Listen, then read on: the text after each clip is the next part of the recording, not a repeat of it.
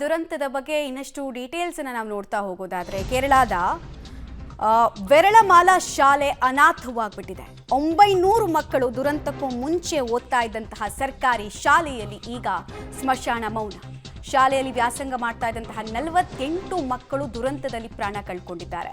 ಶಾಲೆಯ ಭಾಗದಲ್ಲೇ ಶವಕ್ಕಾಗಿ ರಕ್ಷಣಾ ಸಿಬ್ಬಂದಿ ಶೋಧ ಕಾರ್ಯವನ್ನು ನಡೆಸ್ತಾ ಇರೋದು ಕೂಡ ಎಂಥವರ ಕಣ್ಣಂಚಲ್ಲೂ ಕೂಡ ನೀರು ತರುತ್ತೆ. ಚಿಕ್ಕ ಚಿಕ್ಕ ಮಕ್ಕಳು ಸಾಯೋದು ನೋಡೋದು ಇದೆಯಲ್ಲ, ಅದು ಅಷ್ಟು ಹಿಂಸೆ, ಅಷ್ಟು ಯಾತನೆಯನ್ನು ಎಂಥವ್ರಿಗೂ ತಂದುಬಿಡುತ್ತೆ.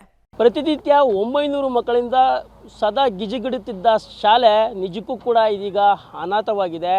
ಆ ಶಾಲೆಯಲ್ಲಿ ಇದೀಗ ಕಂಡು ಬರ್ತಾ ಇರ್ತಕ್ಕಂಥದ್ದು ನೆನಪುಗಳಷ್ಟೇ. ನೀವು ದೃಶ್ಯಗಳು ಕೂಡ ಗಮನಿಸ್ಬೋದು. ಇದೀಗ ನಾನು ವಯನಾಡು ಜಿಲ್ಲೆಯಲ್ಲಿರ್ತಕ್ಕಂಥ ಚೂರಲ್ಮಲದಲ್ಲಿದ್ದೀನಿ. ಚೂರಲ್ಮಲದ ಸಮೀಪ ಬರ್ತಕ್ಕಂಥ ವೆಲ್ಲರಮಾಲ ಎಂಬ ಶಾಲೆ ಇದೀಗ ಸಂಪೂರ್ಣವಾಗಿ ಅನಾಥವಾಗಿದೆ ಅಂತ ಹೇಳ್ಬೋದು. ಯಾಕೆಂದರೆ ಈಗಾಗಲೇ ಪುಂಜರಿವಟ್ಟಂ ಮತ್ತು ಮುಂಡಕೈ ಹಾಗೂ ಚೂರಲ್ಮಲದಲ್ಲಿ ಸಂಭವಿಸಿದಂಥ ಅವಘಡದ ವೇಳೆ ಶಾಲೆಯೂ ಕೂಡ ಕೊಚ್ಚಿ ಬಂದಿರತಕ್ಕಂಥದ್ದನ್ನು ನಾವು ಕಾಣ್ತಾ ಇದ್ದೀವಿ. ಈ ಶಾಲೆಯಲ್ಲಿ 900ಕ್ಕೂ ಹೆಚ್ಚು ಮಕ್ಕಳು ವ್ಯಾಸಂಗವನ್ನು ಮಾಡ್ತಾಯಿದ್ರು. ಮತ್ತು ಇಲ್ಲಿ ವ್ಯಾಸಂಗ ಮಾಡ್ತಾಯಿದ್ದಂಥ ಈಗಾಗಲೇ 48 ಮಕ್ಕಳು ಕೂಡ ಸಾವನ್ನಪ್ಪಿದೆ.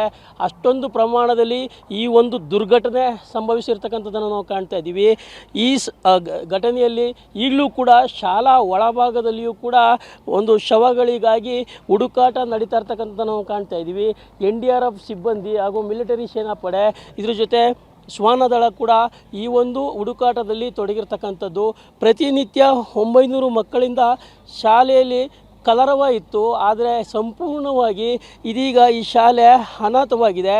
ಮತ್ತು ಶಾಲೆಯಲ್ಲಿ ಹೆಣಗಳು ಕೂಡ ಸಿಗ್ತಾ ಇರ್ತಕ್ಕಂಥದ್ದು. ಅಂದರೆ ಅಷ್ಟರ ಮಟ್ಟಿಗೆ ಈ ಒಂದು ಪ್ರದೇಶದಲ್ಲಿ ದೊಡ್ಡ ಮಟ್ಟಿಗೆ ಒಂದು ಎಫೆಕ್ಟ್ ಆಗಿರ್ತಕ್ಕಂಥದ್ದನ್ನು ನಾವು ಕಾಣ್ಬೋದು. ಪುಂಜರಿವಟ್ಟಂನಲ್ಲಿ ಸಂಭವಿಸಿದಂಥ ಮೊದಲ ಭೂಕುಸಿತದಿಂದ 3 ಗ್ರಾಮಗಳೇ ಒಂದು ಕೊಚ್ಚಿ ಹೋಗಿದೆ. 600ಕ್ಕೂ ಹೆಚ್ಚು ಕುಟುಂಬಗಳು ಕೂಡ ಈಗಾಗಲೇ ಈ ಒಂದು ವೇಳೆ ಸಾವನ್ನಪ್ಪಿರ್ತಕ್ಕಂಥದ್ದನ್ನು ನಾವು ಕಾಣ್ಬೋದು.